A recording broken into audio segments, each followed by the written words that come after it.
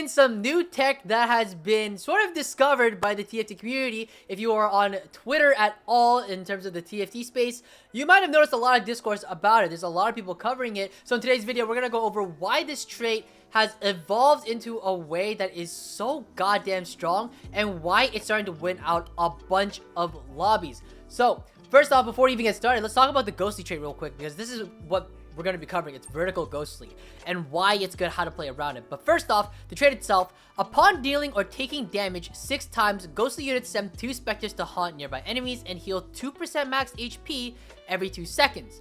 The haunted enemies will then take bonus damage for each specter on them and pass the specters on death. So it's basically like a mini contagion. It's sort of the way that a lot of the pros have been sort of been creating like a heuristic for it, but they're just basically saying like, hey, like, I get to deal bonus damage. Great. A lot of people was kind of sleeping on the trait, and the main reason was because during the PvE, the trait was kind of bugged. It was actually applying the ghostly onto your own units, and then you're sitting there jerking off with like a dead board. Like, it was actually terrible. So nobody really wanted to, I don't think a lot of people were trying to like test out the tech a lot, but people were starting to realize like, hey, this is actually kind of a thing. A thing to note, by the way, it says it takes bonus damage. The type of damage is not specified. So Asa, actually, this was, I think this was last night. Yeah, this was last night. But basically, he's saying like, ghostly shows as magic damage, but it's just for flavor. It is already based off your post mitigation damage and doesn't double dip. Resistances, so if your comp deals mostly physical damage, you don't need magic shred. But this is actually incorrect. Just to give you a quick idea, this is Keaton Jill, I don't know how to pronounce his last name, but this is he's a senior game designer at TFT, and he just says this is wrong. Ghostly damage applies based on pre-mitigation damage, then gets mitigated as magic damage. So what does that mean? Basically, if you build a D-Claw on a unit, it will take less damage from ghostly. So just to make sure that we're all on the same page here. So yeah, building MR is a good thing against ghostly boards. And you might, again, in terms of like the Twitter discourse, you might have seen people like Tech Summers, one of Latin America's consistent world's representative. But he's talked a lot about ghostly 6 plus backline carry, melts through anything. Boards are very cheap, allowing you to stabilize off of low units and even 1-stars. And he basically goes into different types of boards here. He talks about ghostly with Ash, playing vertical ghostly with Ash, which is, again, it makes a lot of sense, right? Just play whatever 4 costs in the back, plus like all these ghostly units in the front. You apply all that mini contagion to everything, and you melt through everything. He's talked about ghostly with 6 ghostly with Syndra. He's talked about it with Kaisa, but compared to all of these boards, I actually don't think that these are like the most optimal when it comes to 6 ghostly. Before we expose exactly what the best board is, we want to talk about this real quick as well. Raptor has also talked about a little bit about the line itself, is that you really want to make sure that you're building both. I believe he talks about it here. If you want to maximize your damage, you will need both Shred and Sunder. And then when you position as a ghostly player, you want to clump your ghostly units to focus fire the enemy carries it's hitting. And then if the opposite is true, if you are playing against a ghostly player, then you have to spread your units across. That way they don't focus fire the units. But let's talk about the best board, right? So like, if Tech Summers is like not exactly right, well, not to say he's wrong, but this is great. Don't get me wrong, these are great boards. But the best board has to be the senna reroll version of 6 ghostly. This is fucking disgusting. If this board looks any bit similar to you, it's actually the sort of the evolved version of the Senna Nar board, which was a very popular board during the PvE. This was a board that was winning out a lot of lobbies during the PvE, and it was actually triple nerfed before this comp went onto the live servers. But nowadays, it's okay. It's a decent board. You can still win out with it. It's fine. It's good for like top 4s, top 3s. But this Senna version with 6 ghostly is fucking disgusting. Just to talk real quick, your main tank is going to be Shen, because he actually is a main tank. Aatrox, even though Aatrox is the main tank inside of the Senna Nar line, he's not actually a tank. He's more of like a magic bruiser. So you want your tank items onto the Shen, who like never fucking dies, by the way. Senna 3 as well is your primary carry. The best Ink Shadow items, which we should cover real quick, is going to be Tattoo of Protection, as well as the Toxin for Senna. So protection is nutty as fuck on Shen, and then Senna is really great with protection. It also just allows you to not have to build a Morello, because all your wound damage, or is it wound? Burn is gonna come from the wound is gonna come from senna. Sorry, I always get the two mixed up. Basically, the board on 6, by the way, it's really simple. You just tech off these two. It's just 4 ghostly, and then once you hit your 3 stars, then you eventually put in the Kane and the Morgana, and you call it a day. It's very simple. Morgana is usually your Morello holder. If you don't get the Toxin, you just Morello her, and then like we had talked about earlier with what Raptor pointed out, you do want both Shred and Sunder, so getting the Shiv onto Morgana is ideal. A Last Whisper on Caitlyn is usually the way to go, but Evan Shroud on Aatrox, totally fine as well. This Aatrox 3 is very, very, like, superfluous. I don't know if is that a word? I don't fucking know, but it's extra. It's extraneous. All right, you don't actually need Aatrox 3. It's fine. You'll do perfectly fine with just the Shen 3 and the Senna 3, but you get these two online, 6 ghostly. Your board is, like, kind of unkillable. It's pretty disgusting. So it's one thing to talk about the comp, but it's another thing to actually watch a VOD about it. So that is what we are going to be doing today, and none other than a game that I played myself.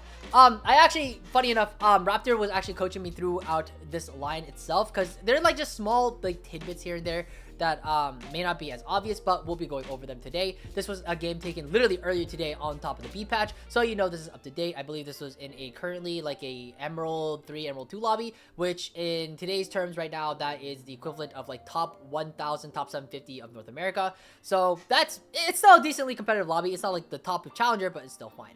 But already getting a center out of the orb, we are inside of item anvil, and I get dropped a triple jack shop, which is absolutely fucking disgusting. And lo and behold, the Ink Shadow item is Tattoo of Protection. So this is a fucking disgusting spot to already be sitting on for such a line, because we already know that we want to be, you know, leaning around the center line if possible.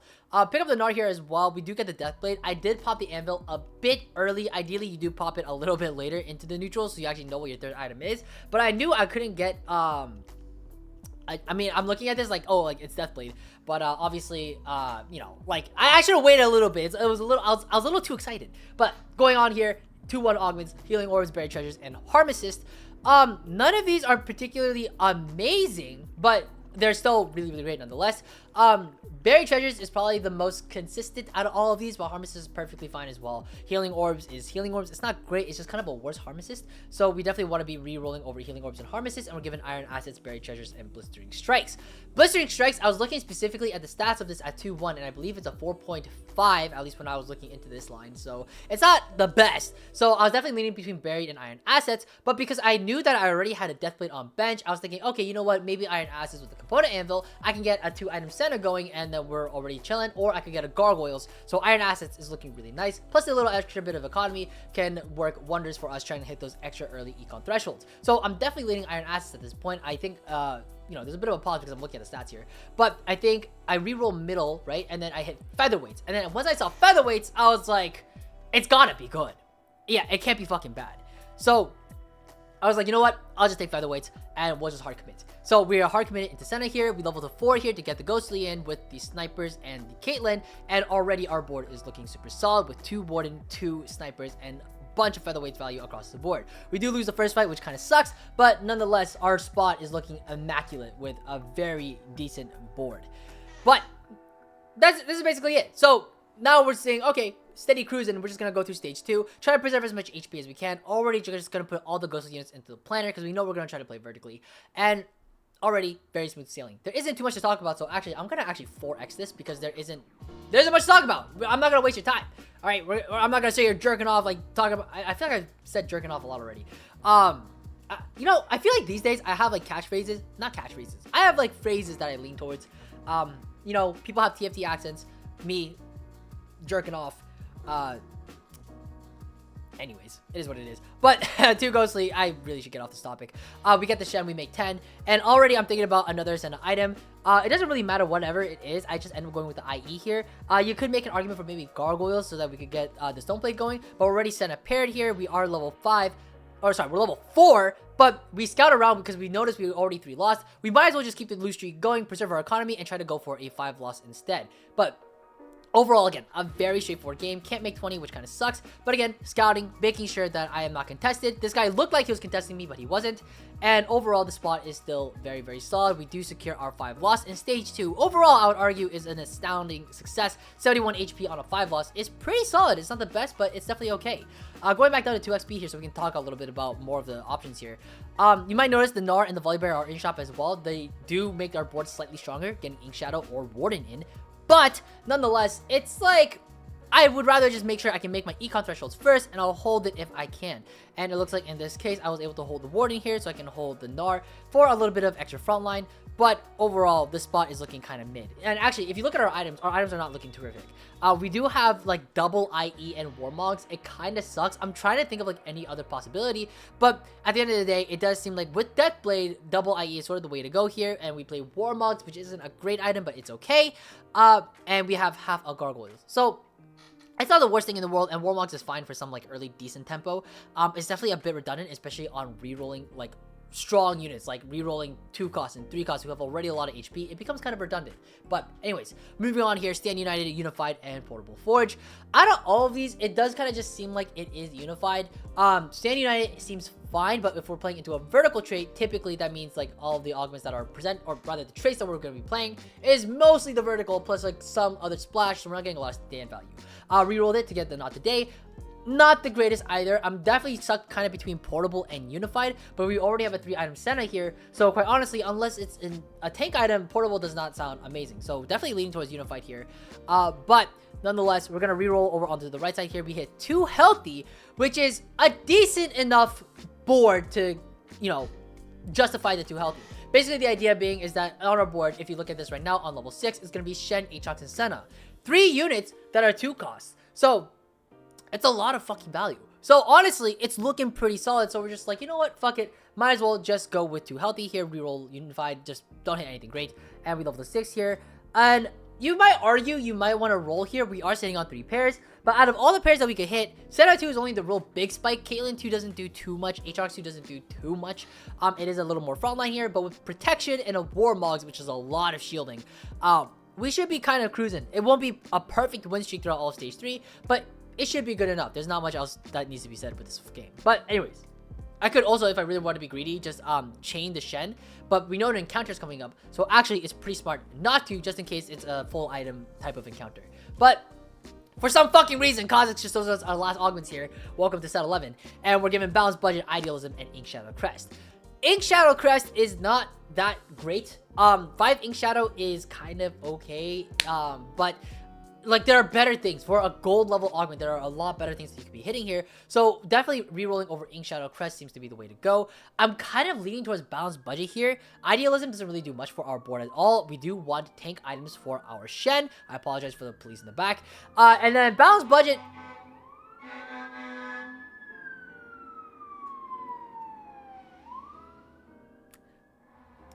Before I was really interrupted. Balanced Budget. Dude, it's so loud. Like, okay, my microphone can barely pick it up, but I should tell you how loud that shit is. It is mad. Like, my room is shaking, bro. But anyways, Idealism, Balanced Budget. Probably lean towards Balanced Budget here. Idealism makes no sense. Choose the Crowd doesn't make a lot of sense either. We're not playing around a lot of 3 costs. Uplink is given to us, which is slightly better than Balanced Budget. Not by a large margin, though, and Gargantuan Resolve can't fucking use it, so we're stuck with Uplink. Not ideal, but it is what it is. We do want to throw into the Ghostly here, so 4 Ghostly, which are, now our board's very solid. Did lose a little bit of 2 healthy value, but that's okay. We were originally planning on only playing 3 anyways, and we are still playing with 3, with Aatrox, Shen, and the Senna. So, already, still a very, very solid board, and, like, quite honestly, with 2 healthy value and Uplink, we have a lot of effective HP on our board. This Senna, by the way, look at the damage. 6.4k. It's a Senna 1. Double IE and Deathblade. I would not argue that this is great itemization, but like you definitely want the Ginsu so that you can scale into the later ends of the fights in case the fights last very long time, especially with like a Shen 3, they do last a long time. But IE Deathblade for tempo, totally fine. Don't greed your items. Don't be, you know, you shouldn't be too greedy with them. But going to the carousel here, nothing I really want to take in particular except for Gargoyles. Chain and Cloak is really nice. Sucks it's on a 1 cost and we already have our Jax too. But quite honestly, it's fine. It's good enough. We do hit a very beautiful shop here. 2 Sennas and a Shen. We're still Shen 1, by the way. Keep that in mind. Shen 1 with a lot of fucking HP because of our augments. And it's tanking a lot with Tattoo and Protection. Again, Tattoo Protection is easily the best Ink Shadow item when it comes to this comp. Shen is just such a beautiful holder. But again, it's a reroll game, so there isn't too much to talk about. And I feel like we've said all of the major points here. So again, we're going to 4 exit here because there isn't too much to cover. But, and again, I don't want to waste your time. We lose our streak. Kind of fucking sucks. But Nico summons a random 3-star. Yay. Thank you, Nico. Doesn't fucking do much. I'll roll a little bit here. What the fuck was that? I feel like today's been really noisy. I don't know what's going on. I'm sorry. Just, you know, one of the downsides of living in the city. Anyways. Shen 1, by the way. Still going here. Slow rolling on 6. As per usual with any 2-cost board. And we are eventually Shen 2, which is great. But we're going to be staying on 6 for quite a long time, to be completely honest. And we're going to be looking for that Senna 3, that Shen 3. And we're going to be on level 6 for a long time. I remember actually earlier in the morning, Doru Waza, who is one of the members in our study group. I think he peaked like 1400 LP. Very strong player. But he was showing us a VOD of when he was playing this, and he was level 6 for like a long time, like a long fucking time, like to the point where I was watching this game and I went, there's really no way you're staying on 6 for like until stage 5. Even I think it was until like mid stage 5 when he was finally able to start pushing level. But that's how important the Shen 3 and the Senna 3 are. Again, the Aatrox 3 is not that important. It's a nice thing to have, but you are grabbing more 2 costs out of the pool. You might as well bake them while you find them, and it's good enough. You might also notice we're slowly finding some Canes and some Morganons on level 6 odds, but we're not gonna fuck our economy just to hold them, right? They will come back, and these are not necessarily popular units at the time of recording this video, but maybe after Ghostly becomes a bit more popular, we might start seeing people playing a little bit more. But anyways, we do have an open cloak here. There's nothing that's really that great except for Evan Shroud. So Evan Shroud is sort of okay. It gives us our Sunder, which is fine. We did see a Senna on the carousel, which kind of sucks, but we couldn't pick it up. We're going to roll a little bit deeper here because we are very close to an upgrade, that being the Senna 3. Aatrox 3, again, not that important, so we don't want to over-roll too deep. And it's on Senna 3 because our board is still super solid with a Shen 2. And by the way, look at the Shen. It has like not died a single fucking fight. It is so... I mean, it died a couple times, but not like a crazy amount. But... still, as you can see, 4-6, still level 6. We're not trying to rush our tempo. We're still solid. If our board is stable, there's no reason to, you know, try to accelerate our tempo for no reason. So, we're matching the pace of the lobby. Everything is good. Life is good. And we are still chilling. And again, by the way, this has been on 4XP the whole time. And it's a reroll game. Like, there isn't too much to talk about. Just small, minute things to keep in mind. Obviously, we do want to start scouting, making sure that if people are playing things like the set, things like Lysandra... that was very fast. I was trying to put it at 2XP, but then it was going like way too fast. But things like the set, things like the Lysandra, we want to keep these in mind because we don't want to be putting our Shen right in front of them because that will really fuck us over in specific fights. As you can see here, I actually positioned a little bit to the right here because I think I was trying to dodge a set that was inside of our pool. And then we get the Shiv and the Guard Breaker. Kaylin too, by the way, surprisingly pretty decent. It's kind of doing a decent amount of work. It's not like the most damage, and it's not like justifiable for like a secondary carry, but in a spell like this where like you don't really have anybody else you want to really throw these items on, you might as well just throw them onto the Caitlyn here, and then just keep pumping your tempo. So we do go to the level 7 now. We are just playing double Alawi. You might notice the Behemoth is not actually activated, but we do want to cap out eventually with an Udyr, who is still our Ink Shadow, but also our Behemoth. Fits perfectly well that we will eventually be, you know, switching out our Jax for, because Warden doesn't really do much. It's good for the Alawi, but it's a no item Alawi. It's not too hot. But anyways, look at this Shen, by the way. Absolute fucking monster, just tanking everything. And it actually does a decent amount of damage. 1500 for a main tank. Full tank, by the way, nothing else. So we're already sitting on 6 Ghostly, by the way, on the bench here. We're 59 HP, super healthy. We are 4 streaking. And the board, again, it's looking solid. We're not fighting weak boards either. A lot of these boards are pretty, maybe not that guy. But a lot of the boards are pretty solid. Like, there's nothing about, like, look at this, by the way. Genius positioning. Dodging the set ulti so that my Shen can stay alive in the front line. Absolutely beautiful. But the set actually gets blown up into, I was gonna say smithereens, but I feel like that is so, like, you ever say some words that are like wow, am I like an NPC? Like, oof. But anyways, going into the carousel here, Behemoth Crest is available to us, so we could get the Behemoth for our Shen, but I mean, who fucking cares? At the end of the day, it is a redemption on a 5 cost, and a redemption onto our Aatrox here is super nice. Or actually, not on the Aatrox, sorry, onto the Alawi. Because it just gives us a little bit of extra healing for our Shen, so he just stays alive for even longer. It kind of sucks that we don't really want to put in Behemoth. There really isn't much else to do. But we do pump our level here to level 8. We want to keep our streak going so that we can eventually cap out even higher at level 9. And try to tech in some legendaries. Try to see what else is going on. But we do have Wukong as well. And Wukong is a potential way to cap out here. Wukong is great because it does gives us the stage. 6 Ghostly is a massive spike. So hitting it as soon as possible is super wonderful. We should also be holding the Zyra here as well. I don't know if I recognize it here. But Zyra is also great as well because we are playing too healthy. So it gives us a lot of bonus HP for our board. Do get into the Tom Kench Scuttlepole here, but this SMGSXD guy is not fucking moving. This is, by the way, if someone can explain to me why, like, some people just AFK during this, I would love to know. Like aren't you just kind of being a dick? Like, low-key? I don't know. But, I mean, I don't know. Maybe he went to go grab food or something. But, like, come on, man. Like, it's fine. But whatever. Anyways, cloak the Morgana here just to get a little bit of cyber value onto the Morgana here. Just, it's our strongest board. Obviously, she can't really use the resistances, but it is what it is. Getting a little bit of that cyber value plus a little bit of that HP that comes along with it is super, super nice. What the fuck was that chat message? Oh, I should probably message that. His name is SMGSXD. So, I thought it meant suck my giant schlong. XD. So, I try to, you know, I tried to mind game him a little bit, be like, yo, I know what your name stands for. So I was like, yo, wake up. But then he didn't move anyways. So it is what it is. Sorry. But anyways, going into level 8 here, 26 gold. We are 7 streaking and we are still chilling. We have this Alawi 2 on our bench, maybe potentially looking for the Alawi 3. But we do find the Udyr so we get detected in, which is super nice.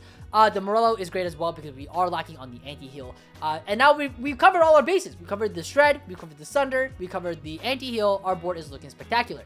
We might also notice the positioning as well.